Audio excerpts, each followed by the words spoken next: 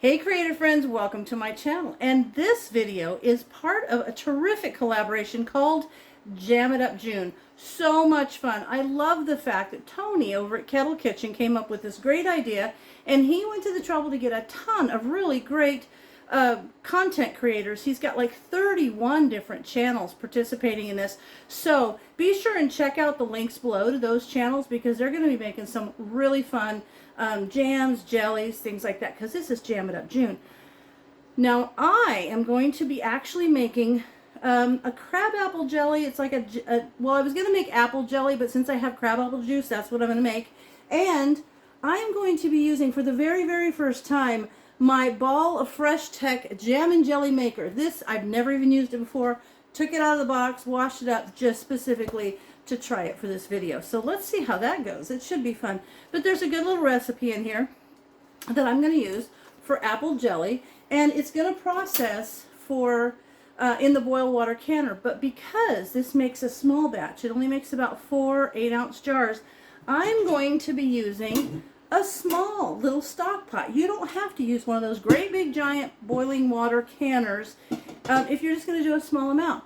So before I get started on actually making the jam, I'm going to take a minute and show you how this little stock pot is set up for canning so that you can use a smaller pot if you're making a smaller amount, and how to put like something on the bottom if you don't have the right size rack. Alright, I'm going to be using this pot. This is like a spaghetti pot. It actually has one of those strainer inserts so that you can put pasta in it and lift it out and it drains.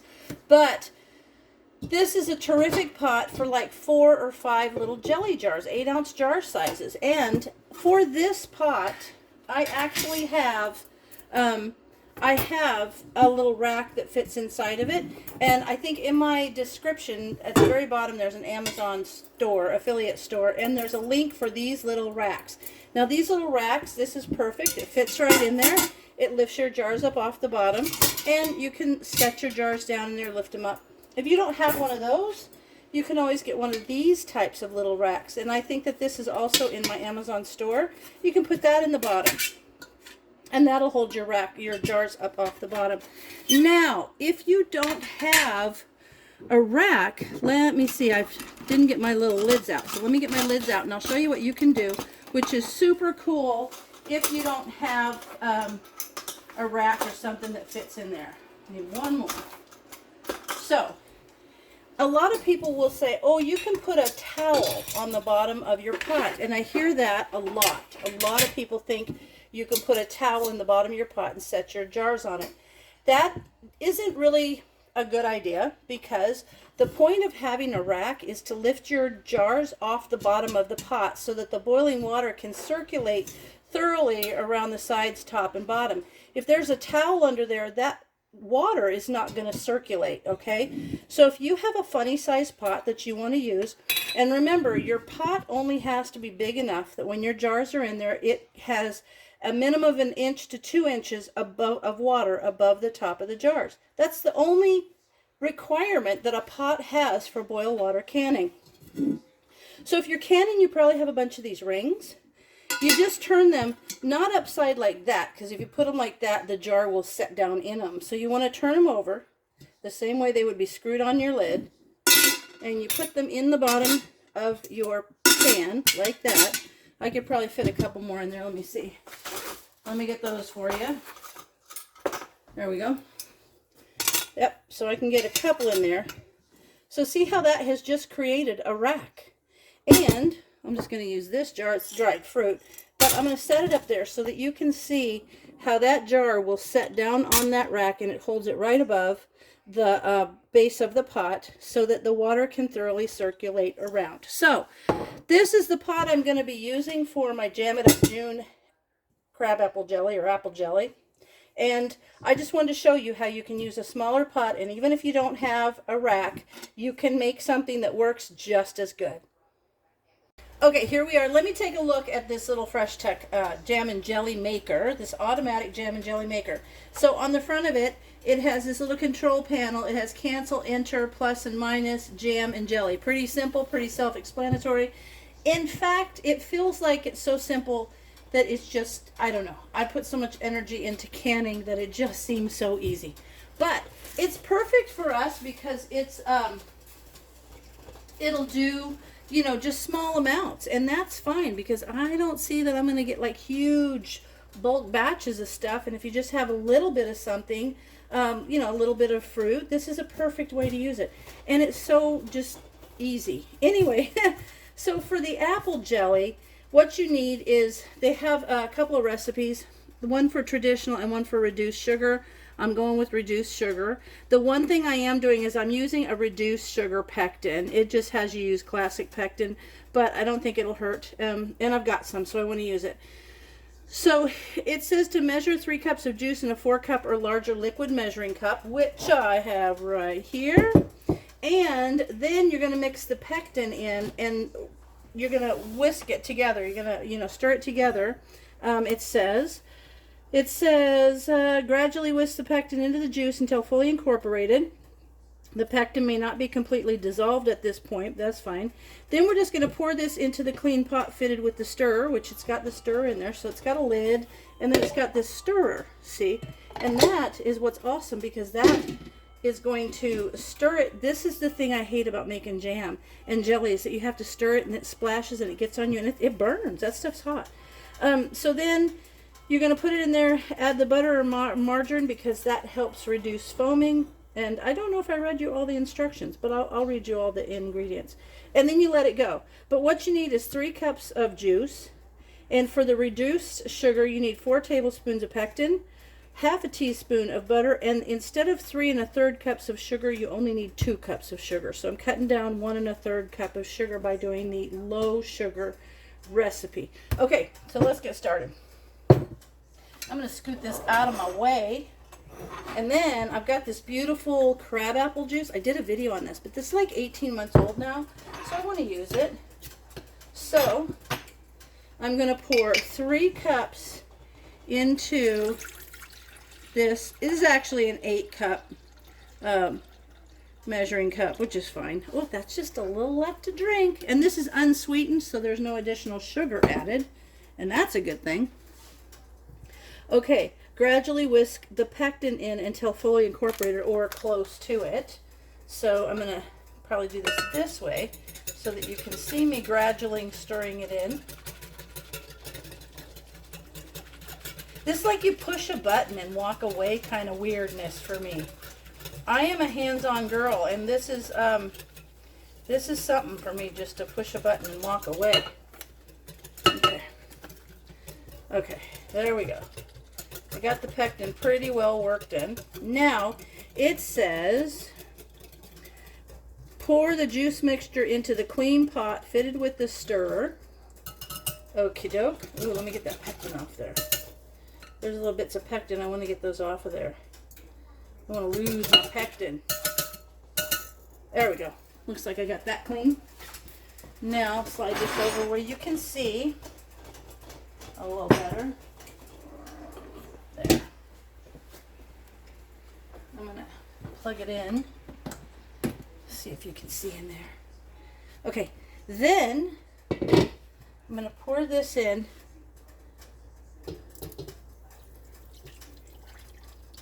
Now this is going to make like 4 jars. Let me just use this and scrape it off. That's my margarine. It's going to go in anyway, so. Okay.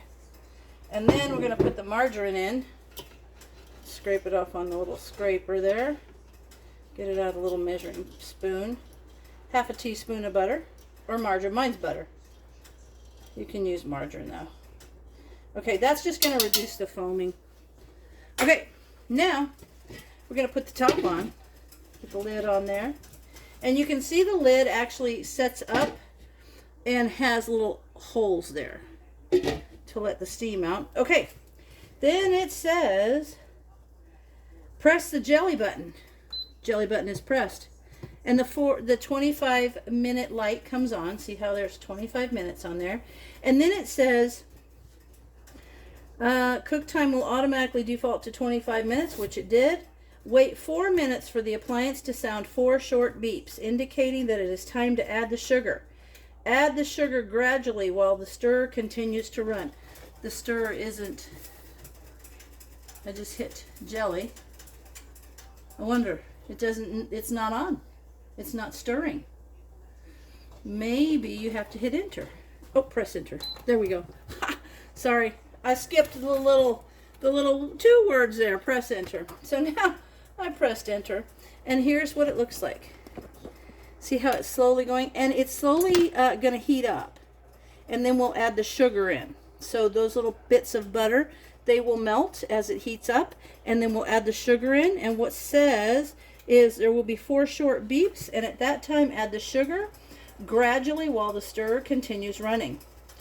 Then it says the appliance will continue to automatically stir your ingredients while it cooks. Stay within earshot of the jam and jelly maker. The appliance will beep at the end of the process, signaling jelly cooking is complete. Then you press cancel and you unplug it. Remove the stir using the pot holder, skim the foam if necessary, and then we're going to put it in the jars and process it. And then I like the way on page 18 it gives you options of how to preserve it.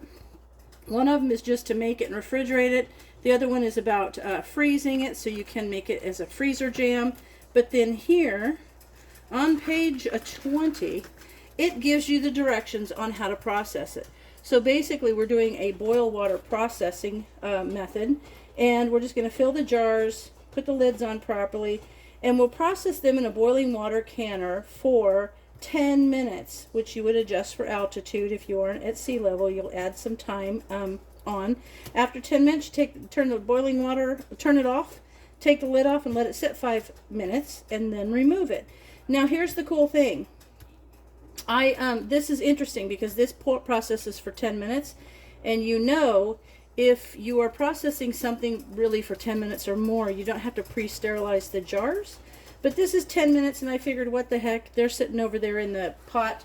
So I went ahead and turned them on so they're nice and hot. And if they go 10 minutes, they'll be extra sterilized, I guess. But here we go, and I will bring you back as soon as I hear we're at 23 minutes.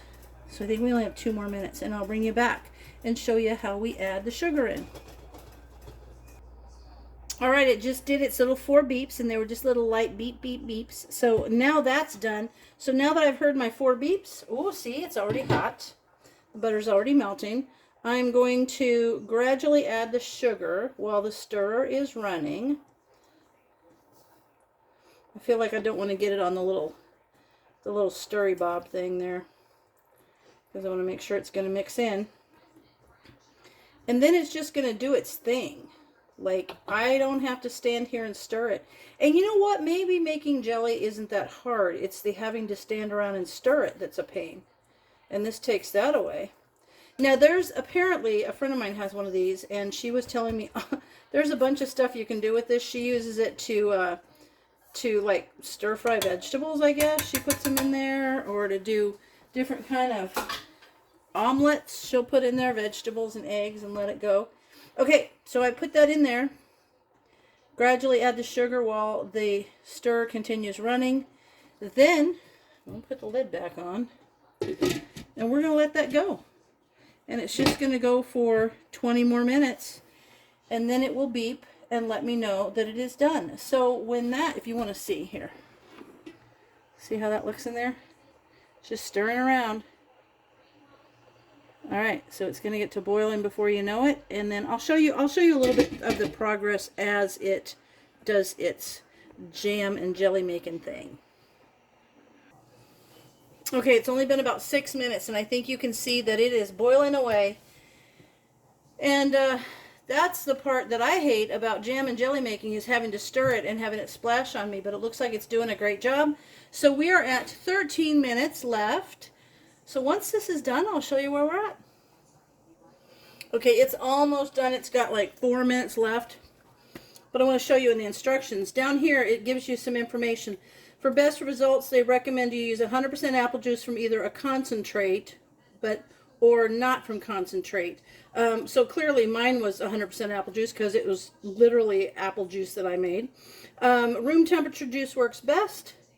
Most juice varieties on the market had vitamin C added, which is fine. It's acceptable for making jelly. They do not recommend using juice varieties with calcium added, because that calcium will prevent a good set to your jelly. And also look at the labels. It'll tell you that it is got calcium added. And as far as this machine goes, you cannot double the recipe. So don't think, oh, I'm going to make twice as much. You can't. You have to do the individual recipes as they're listed. And you have to let it cool completely down before you do the next batch. So if you're a big batch maker, this probably isn't the thing for you. But for me, I think it's going to work on times when I don't really have, you know, a lot going on and I've just got some fruit. Or I don't want to make a whole bunch. So, let me see here. It says now, the appliance will beep at the end of the process, signaling jelly cooking is complete. And when it beeps, we're going to hit the cancel button and unplug the machine. Then we have to go in and remove the stirrer with a hot pad. And then skim foam if necessary. Might be some foam to skim. And then we're going to put it in the jars and process it. So we've only got 2 minutes left. So let me get my little skimmer spoon in case I need to skim some jelly. It's about ready to beep, but I want to show you how it cooled down. See, it's not as foamy, and it's just kind of cooling down to that jelly state. And so I can see that there might be a little bit to skim off the sides. And because this is a non-stick machine, I'm going to use this little kind of a scoop spatula to do that. So here in just a second, it should beep and we should be done. This is actually really awesome. I'm a techie girl though. I'm like an appliance. I like goodies, kitchen gadgets. So this is another gadget for canning with. So let's see. I'll come back to you as soon as it beeps. Oh, there it beeped. Okay, so I'm going to hit cancel, beep, and I'm going to unplug the machine. Let me take the lid off here, and actually I'm going to go ahead and grab the stirrer out and set it on the lid and take that over to my sink. Now I don't see that there's a whole lot to skim. Actually, it looks fine. Really not. I'm not going to worry about it. Okay. Woo. It's going to be fun. And actually here, well, I can tell just from sticking that spatula in there, as soon as I pulled it out, it started to gel up. So I have high hopes for this to gel up and be a nice jelly. Or jam. Yeah, jelly. Jam has pieces in it. I'm going to get my jar holder. I'm going to pull a hot jar over and we're going to fill it up, and it doesn't indicate. Let me see here. It says, I want to see where it says immediately one of these ways. It should tell you the headspace here on page 18.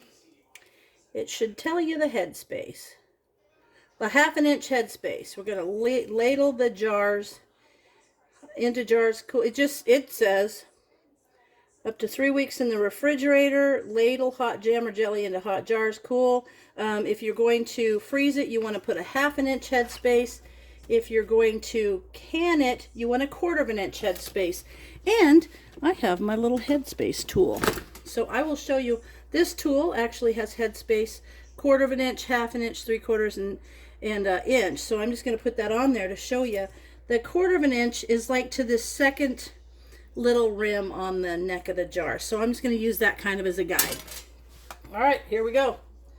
I am going to fill this guy up, and I can tell it's really cool because it's already starting to gel a bit. So let me fill this up. And this comes off the base, so you can tilt it, like I need to tilt it. Okay. So I'm going to go ahead and I'll do this one jar, and then I will fill the other jars. But I'm going to process my jar by wiping the rim properly before I put the lid on. So I'm going to wipe the rim here. Make sure that I put my lid on. Now you don't need to debubble this because there's nothing in there to hold air. Put my lid on. Put my little ring on. Whew, it's hot. Good thing I have this little hot pad here. and I'm going to bring it to where it's tight and then back off a little bit, and that's going to be some pretty colored jam. So let me go ahead, or jelly, let me go ahead and finish the rest of them and I'll bring you back. Okay, the recipe says it would make 4 8-ounce jars, and there's about a half a jar in there, but it made 3 full jars. So I wanted to show you, because I have 3 full jars in there, and they would in the boiling water bounce around and probably fall over. So I have 2 empty jars in there just to hold them steady. So it made about 3.5 little 8-ounce jars. But I'm going to get this to boiling, boil it for 10 minutes, turn the heat off, take the lid off, and let it sit for 5 minutes, and then I'll pull those out of there and I'll show you how they look when they're completed. There they are, all 3 little jelly jars filled with that really pretty crabapple red. I love that color. Just the color of crabapple jelly is so pretty. So there it is. I've got all those little jars ready, and those would make perfect little gifts or something quick and easy that you want to do that's homemade. I'm kind of thinking that little jam and jelly maker is a handy thing if you want to use it for that kind of stuff. So hey, as always, thanks for watching, and I'll see you in my next video.